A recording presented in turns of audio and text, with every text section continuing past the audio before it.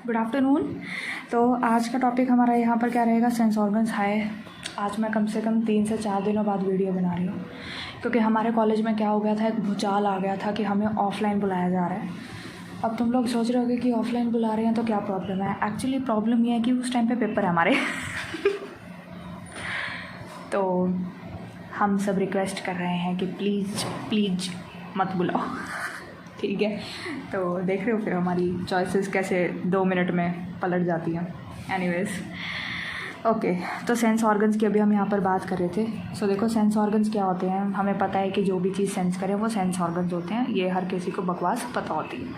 5 type के total हमारे sense organs होते हैं। एक होता है हमारा नोज़, ठीक है। फिर उसके बाद होगा कौन, ईयर। नेक्स्ट होगा टंग। फिर होगा आई, जो, ठीक है ऐसे ही हमारे पास क्या होगा, एक स्किन। तो ये कुछ क्या है, हमारे सेंस ऑर्गन्स हैं, जिसमें से हमको पता है कि जो स्किन होता है वो लार्जेस्ट सेंस ऑर्गन होता है बॉडी का, ठीक है। तो सेंस ऑर्गन्स टोटल हमारे कितने हो गए, ये सारे के सारे हो गए। तो nose, ear, tongue, eyes and skin. तो देखो, स्किन का ऐसा हमको कुछ फालतू बकवास पढ़ना नहीं है। नोज़ और टंग के बारे में बिल्कुल थोड़ा सा जस्ट एक टच दिया हुआ है। डिटेल में हमको ईयर और आई पढ़ना, एक्चुअली वो भी इतना डिटेल नहीं है, बट स्टिल हाँ थोड़ा बहुत तो है ही, ठीक है। अच्छा, सो देखो, सबसे पहले हम यहाँ पर किसका बात करते हैं, सबसे पहले हम यहाँ पर बात करते हैं नोज़ का, ठीक है। तो देखो, नोज़ में क्या चीज़ है, नोज़ के अंदर सबसे पहली बात, जैसे मान लो स्किन होता है, स्किन का क्या होता है, स्किन के सबसे ऊपर वाली जो लेयर होती है क्या होती है, वो एपिडर्मिस होती है। एपिडर्मिस कह लो या एपिथेलियम कह लो, एक ही बात होता है। तो ऐसे ही जो भी नोज़ का हमारा एपिथेलियम होगा, भाई नोज़ पे भी तो स्किन है, या नोज़ पे स्किन नहीं है, तुम्हारा सीधा मांस नज़र आता है, स्किन है ना उस पर। तो उसके एपिथेलियम को हम क्या बोल देते हैं, ऑल्फैक्टरी एपिथेलियम, ठीक है। तो उसके एपिथेलियम को हम क्या बोल देते हैं, ऑल्फैक्टरी एपिथेलियम हम बोल देते हैं। इतनी बात समझ में है। तो olfactory epithelium it is basically a kind of covering ही है ये, जो हमारे बाकी के स्किन के पार्ट्स पर होती है। बट नोज़ के एपिथेलियम को हमने क्या बोल दिया, ऑल्फैक्टरी एपिथेलियम बोल दिया। अब स्किन के अंदर क्या प्रेजेंट होते हैं, रिसेप्टर्स प्रेजेंट होते हैं। जिसको नहीं पता वो जान लो, जिसको पता है बहुत बढ़िया। तो हमारी जो स्किन होती है, स्किन के अंदर क्या होता है, रिसेप्टर्स होते हैं। तभी तो हमको पता लगता है कि किसी ने हमको टच किया, या किसी ने हमको थप्पड़ मारा, या किसी ने हमको मुक्का मारा, ठीक है। हमको डिफरेंस पता लगता है कि ये थप्पड़ होता है, ये मुक्का होता है, ये थोड़ा प्यार वाला है, ये थोड़ा गुस्से वाला है। समझ रहे हो बात को। तो इसके क्या प्रेजेंट होते हैं, रिसेप्टर्स प्रेजेंट होते हैं। हमारे स्किन कह लो या एपिथेलियम कह लो, एक ही बात है। हमारे एपिथेलियम में या हमारे स्किन में क्या प्रेजेंट है, रिसेप्टर्स प्रेजेंट होते हैं।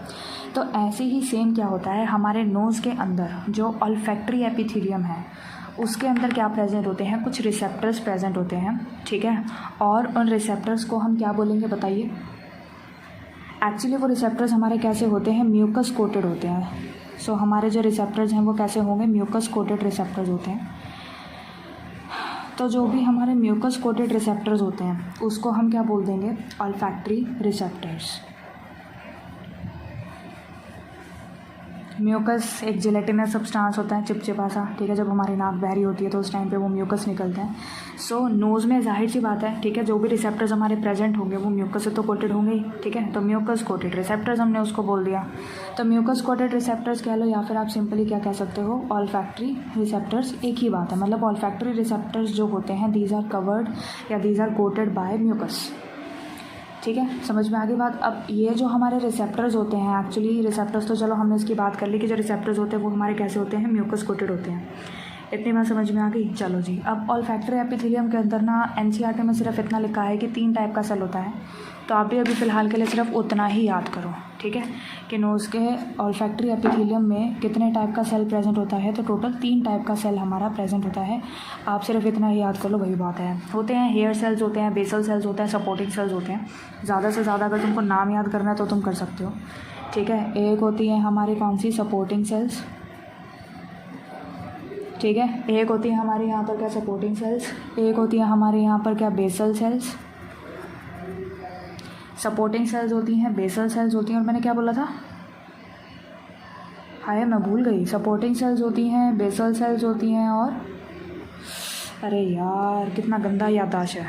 हाँ मुझे याद आ गया तो ये कौन सी हमारे पास यहाँ पर हो जाएगा, हेयर सेल्स हो जाएगा, ठीक है। तो ये 3 टाइप की सेल्स हैं। अगर तुमको कुछ ज़्यादा ही चुल मच रही है याद करने की तो तुम ये याद कर सकते हो, अदरवाइज एनसीईआरटी में नहीं दिया हुआ है। मेरे को बाद में मत हाई लगाना कि क्यों बता दिया। चलो जी, बहुत बढ़िया। अब उसके बाद हमारा क्या होता है कि ये तो चलो हमने किसका बात कर लिया, रिसेप्टर्स का बात कर लिया। अब क्या होता है कि जो भी हमारे रिसेप्टर्स प्रेजेंट होते हैं हमारी स्किन के अंदर या फिर हमारे एपिथेलियम के अंदर, ठीक है, ये कलर इस्तेमाल किए बहुत दिन हो गए। सो देखो, ये सपोज़ मान लो हमारे पास क्या है, स्किन, और स्किन के अंदर हमारा क्या प्रेजेंट होगा, सपोज़ ये क्या है, रिसेप्टर है। अब रिसेप्टर जो है इसका काम हमको समझ में आ गया कि इसका काम होता है सेंसेशंस को लेना, ठीक है, कि मतलब जो भी हम टच कर रहे हैं, जो भी हमें ठंडा लग रहा है, गर्म लग रहा है, पैना लग रहा है, ठीक है, कुछ भी चीज़ हमको लग रहा है, वो चीज़ को सेंस करना किसका काम होता है, रिसेप्टर्स का काम होता है। अब ये जो रिसेप्टर्स होते हैं ये हमारे ब्रेन तक इन्फॉर्मेशन कैसे पहुँचाए, मतलब रिसेप्टर्स जो है उनका कुछ ना कुछ हमारे ब्रेन से भी तो कनेक्शन होगा ना, ताकि जो हमको फील हो रहा है वो हमको पता भी तो चले कि हमें ये चीज़ें फील हो रही हैं। अगर तुमको फील नहीं हो रहा तो तुम बीमार हो, बीमार भी नहीं, तुम पागल हो। ठीक है। सो क्या होता है, यहाँ से हमारे पास निकलती हैं क्या, न्यूरॉन्स, ठीक है, न्यूरॉन्स हमारे पास यहाँ पर निकलती हैं और ये जो न्यूरॉन्स होती हैं वो हमारे ब्रेन तक जाएंगी। जाहिर सी बात है, इसमें तो कुछ सोचने वाला कुछ है ही नहीं, ठीक है। जो न्यूरॉन्स है वो हमारे रिसेप्टर से निकलेगा और हमारे ब्रेन तक जाएगा, सेंसेस पहुंचा देगा कि भाई अब तेरे को अब ठंडी चीज़ लगी थी, तेरे को अब गर्म चीज़ लगी थी, उसी हिसाब से अब तू सोच भाई कि तेरे को क्या करना चाहिए, ठीक है। तो अब एक्चुअल में हमारे पास क्या होता है कि अगर आपको प्रेजेंट हो, चलो यार ठीक है। सो नेक्स्ट अभी हम यहाँ पर क्या चीज़ डिस्कस कर रहे थे कि जो भी हमारे रिसेप्टर्स होते हैं, यार सॉरी अगर डिस्टर्बेंस आ रही हो प्लीज़, ठीक है, मैंने बहुत कोशिश करी है दरवाज़ा वगैरह बंद करने की, बट स्टिल बैकग्राउंड नॉइज़ आ रही है, तो सो सॉरी, बट मेरे को क्या करूँ, मैं वीडियो बनाना पड़ेगा क्योंकि बहुत दिन हो गया बनाए, ठीक है, अब टाइम मिल नहीं रहा है। ओके फाइन, तो माफ़ करना प्लीज़ थोड़ा, ठीक है। ओके, सो देखो रिसेप्टर्स हमारे यहाँ पर प्रेजेंट होते हैं। अब रिसेप्टर्स क्या हैं, उनके अंदर क्या होगा, न्यूरॉन्स प्रेजेंट होंगे, ठीक है। अब वो जो न्यूरॉन्स होते हैं, ठीक है, अब मतलब हमारे पास क्या है कि रिसेप्टर्स को अगर सेंसेस ले करके जाना है, ठीक है, रिसेप्टर्स को अगर सेंस बेसिकली ले करके जाना है तो कैसे ले करके जाएगा, हवा में फूंक मारेगा क्या, ये लो सेंस ले लो।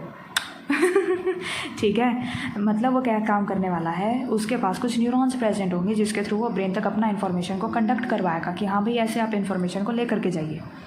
तो ब्रेन के अंदर आपको पता हो एक सिस्टम प्रेजेंट होता है जिसको हम क्या बोलते हैं, लिम्बिक सिस्टम, ठीक है। लिम्बिक सिस्टम बहुत बढ़िया तरीके से बच्चों को पता होगा, एनसीईआरटी में जब ये हाईलाइट करके भी लिखा हुआ है, मैंने भी बताया था, ठीक है। इमोशनल बिहेवियर ज़्यादा होता है, मैं फालतू और नहीं बोलने वाली। तो लिम्बिक सिस्टम हमारा क्या प्रेजेंट होता है, ब्रेन के अंदर प्रेजेंट होता है, ठीक है। अब इस लिम्बिक सिस्टम में, इस लिम्बिक सिस्टम का ना एक एक्सटेंशन होता है, ठीक है, जिसको हम क्या बोलते हैं, ऑल्फैक्टरी बल्ब। तो अब तुमको पता लग ही गया होगा कि ऑल्फैक्टरी बल्ब मतलब कहाँ पर आने वाला है, ये जो कि कैसा शेप का होता है, ब्रॉड बीन साइज्ड होता है, ठीक है। ब्रॉड है, बीन है, और कैसा है, ब्रॉड बीन जैसा साइज़ होता है इसका, ठीक है, ऑल्फैक्टरी बल्ब का। तो बेसिकली क्या होता है कि जो ऑल्फैक्टरी बल्ब होता है ना, यहाँ कहीं पर हमारा क्या होगा, प्रेजेंट होगा ऑल्फैक्टरी बल्ब, और उस ऑल्फैक्टरी बल्ब के अंदर ये मोटर न्यूरॉन रिले करेगा और फिर वहाँ से एक और निकलेगा, ठीक है, जो कि हमारे कहाँ पर जाएगा, लिम्बिक सिस्टम के थ्रू फिर वो जाएगा, और हाँ मतलब जो भी है वो काम करेगा। देखो एक बार मैं फिर दोबारा एक्सप्लेन करती हूँ। रिसेप्टर्स जो होते हैं वो कोई भी सेंसेशन ले रहे हैं, अभी हम यहाँ पर नोज़ का बात करें तो वो स्मेल ले रहे हैं, वो स्मेल कैसी है, किस चीज़ का आ रहा है, हमें कैसे पता लगेगा, तो उसको कन्वे करने के लिए एक न्यूरॉन प्रेजेंट होना चाहिए। अब वो जो न्यूरॉन है वो एक स्ट्रक्चर में रिले करता है, उस स्ट्रक्चर को बोलते हैं ऑल्फैक्टरी बल्ब। ऑल्फैक्टरी बल्ब का साइज़ कैसा है, ब्रॉड बीन जैसा इसका साइज़ है, उसके जितना इसका साइज़ है। एंड वी नो दैट कि ऑल्फैक्टरी बल्ब जो है that is the extension of limbic system. That's all you have to remember about this. हाँ ठीक है।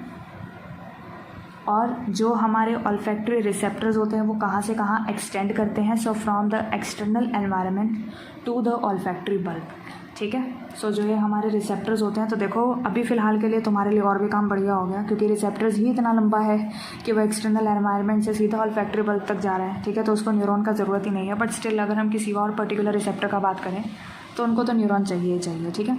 तो यहाँ पर अभी अपनी इन्फॉर्मेशन को थोड़ा मॉडिफाई करो एक रोबोट की तरह, ठीक है, कि जो हमारे रिसेप्टर्स हैं वही इतने बड़े हैं जो कि एक्सटेंड करते हैं कहाँ से कहाँ तक, तो वो एक्सटेंड करते हैं फ्रॉम एक्सटर्नल एनवायरनमेंट।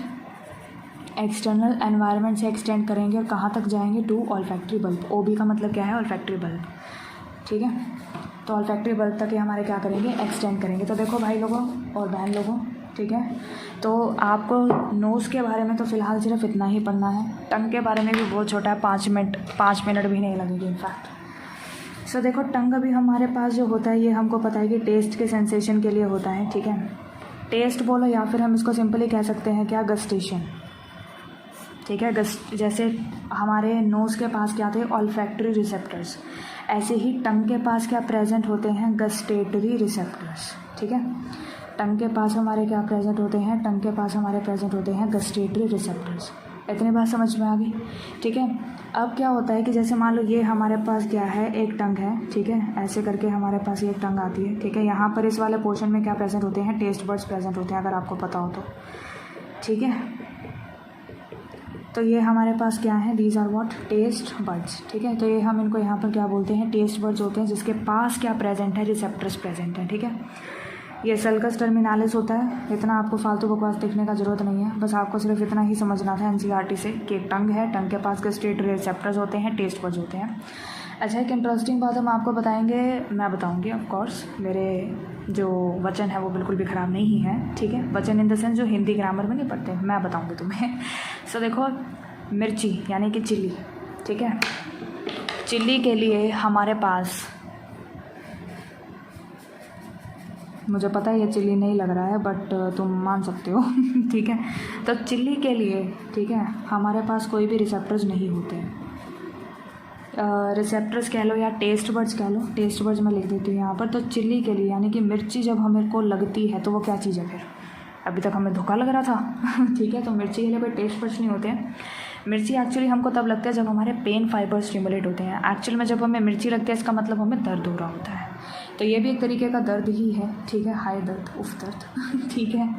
अच्छा, लास्ट में एक और पॉइंट है जो लिखना है क्या, कि नोज़ और जो टंग होता है वो डिज़ोल्व्ड केमिकल्स को डिटेक्ट करते हैं, ठीक है। सो यहाँ पर हमारा क्या है, नोज़, और एक होगा हमारा क्या, टंग, ठीक है। सो नोज़ है और जो टंग है वो हमारे किसको डिटेक्ट करते हैं, तो डिज़ोल्व्ड केमिकल्स को डिटेक्ट करते हैं, ठीक है। ये चैप्टर बहुत लेंथी जा रहा है बट स्टिल मैंने कोशिश करी है कि इंडिविजुअल वीडियोस मैं थोड़ी छोटी ही बनाऊं, ठीक है। इससे छोटा करा तो फिर वही तुम्हारी नॉलेज में कटौती आ जाएगी क्योंकि टारगेट यही है कि एनसीईआरटी का हर एक चीज़ आए, ठीक है। तो भाई फिर इस लेक्चर को इतना ही रखते हैं, इसमें बस इतना ही समझना था, ठीक है। सेंस ऑर्गन्स के बारे में हमको समझना था, ओके फाइन। तो सेंस ऑर्गन्स के बारे में बस हमको सिर्फ इतना ही समझना था, ठीक है। मतलब of course only nose and क्या है ये, टंग, ठीक है। तो बाकी हम देखेंगे। और ये भी बात ध्यान रखना कि नोज़ और जो टंग होती है ना, ठीक है, ये काफ़ी आपस में इंटर रिलेटेड भी होते हैं। खुद सोच के देखो, तुमको समोसा का स्मेल आ रहा है और फिर तुम्हारे मुंह में भी अपने आप ही सलाइवा आना स्टार्ट हो जाता है और फिर तुम उसको खाते भी हो तो उसका भी तुमको फिर टेस्ट सेंसेशन जा रहा होता है कि हाँ मैंने जिसकी स्मेल ली थी ये बिल्कुल वही चीज़ है। होता नहीं ऐसे जैसे हमको हलवाई के बाहर, हलवाई तो कहाँ, मतलब जैसे कभी भी हम कोई भी दुकान आ रही होती है, स्वीट्स की दुकान आ रही होती है तो हमको स्मेल करके पता लग जाता है कि हाँ ये समोसे की दुकान है, ठीक है। तो मैं लग रहा होगा कि स्वीट पे समोसे कैसे, मेरे यहाँ पे गोल्डन स्वीट्स हैं, वहाँ पे समोसे मिलते हैं ठीक है। तो बाहर से जाते हैं तो हमें स्मेल आ रहा होता है कि हाँ ये समोसे का स्मेल है। हम फिर उसको टेस्ट करेंगे कि हाँ ये वही चीज़ है जिसकी मैं स्मेल कर रही थी, ठीक है। तुमको आ रही थी समोसे की खुशबू, तुमको खिला दिया हमने ढोकला, तो फिर वही बात है ना, तुम्हें पता लग जाएगा कि मैं जिसका स्मेल ले रहा था ये वो चीज़ तो नहीं है। तो टंग का रिसेप्शन और जो हमारे नोज़ का रिसेप्शन या सेंसेशन होता है वो काफ़ी हद तक आपस में कैसा होता है, इंटर रिलेटेड होता है। शायद तुमको एक ये बात भी लिखी मिल जाए। कुछ बच्चों को चैप्टर के बीच में ना मिले तो लास्ट में जाकर देखना एनसीईआरटी के, जहाँ पर इंडेक्स दिया होता है, इंडेक्स दिया हुआ था, अपेंडिक्स दिया, अरे जो भी दिया होता है यार ठीक है, वहाँ पर जा कर के देखना, तो वहाँ पर ये तुमको मिल जाएगा। फाइन, तो चलो भाई, don't stress, as always just be relaxed, ठीक है। गुड बाय, टेक केयर, काम करते रहो, लगे रहो, उल्टा ट्रायंगल लो फॉलो करते रहो, तुम्हें सक्सेस ज़रूर मिलेगी, ठीक है। अगर नहीं ऐसे करूँ तो कैसे, हाँ ऐसे है ना, ऐसे। Okay bye, take care.